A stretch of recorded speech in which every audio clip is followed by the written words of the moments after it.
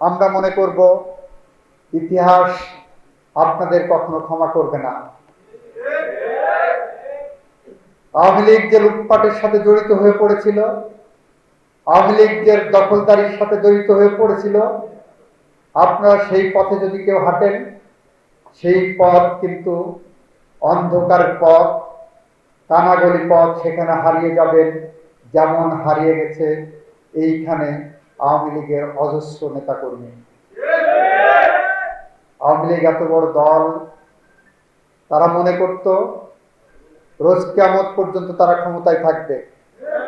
ক্ষমতার মোহে হেন কোনো কাজ ছিল না, অকাম ছিল না, কাজ বলবো না, অকাজ ছিল না, তারা করত না।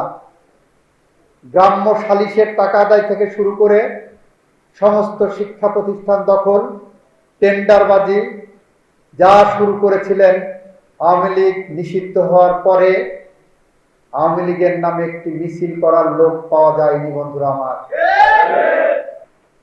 জুলাই বিপ্লবের চেতনা শুধুমাত্র ক্ষমতার পরিবর্তনের জন্য নয়। জুলাই বিপ্লবের চেতনা লুটপাট করার জন্য নয়।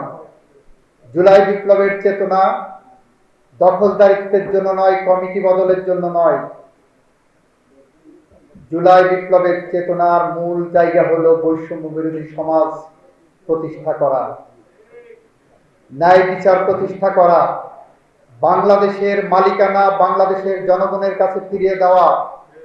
আমার ভোট আমি দেব, যাকে খুশি তাকে দেব, সেই সত্যকে প্রতিষ্ঠা করার জন্য আমরা জুলাই বিপ্লবের ডাক দিয়েছিল আমাদের তরুণ সমাজ, এবং আমরা সেই জায়গার প্রত্যেকেই, এখানে যারা উপস্থিত আছেন প্রত্যেকেই কোনো না কোনো ভাবে সহযোগিতা করেছেন। যে সকল ভাইরা আহত হয়েছে এবং এবং সকলের সহযোগিতা চাই যেন প্রোগ্রামে তাদের কাছে আমাদের দায়বদ্ধতা, আকাঙ্ক্ষাকে বাস্তবে অনেকাংশেই লক্ষ্য করতে পারছি না।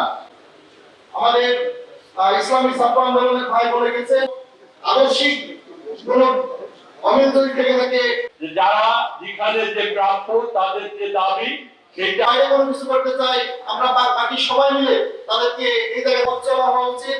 এর বাইরে আমাদের কোনো দলীয় স্বার্থ, যে এটা গণ অধিকার পরিষদ বা সাধারণ ছাত্রদের পক্ষে এটা সম্ভব না। ত্যাগ করার একটা ব্যাপার, এখানে কোনো ভোগের স্থান হওয়া উচিত না। জায়গা তৈরি হয়েছে, সেই জায়গা থেকে এখন আমরা এই যে ভালোভাবে যদি দেশে আমরা ৫৩ বছর বৈষম্য শিকার না হয়ে থাকি, তাহলে আমি মনে করি যে প্রত্যেকেরই এই বাংলাদেশ সরকারের আমরা চিন্তা করি আমরা কি করতে চাই, আমরা সেখান থেকে এসব নিয়ে তাদের যে ত্যাগ, এটা আমাদেরকে অনুপ্রেরণা যোগাবে। আমি সকলে রাজনৈতিক দলগুলো আপনাদের এই আচরণকে সংযত আচরণ মনে না, কি করব, আমার ছেলে তো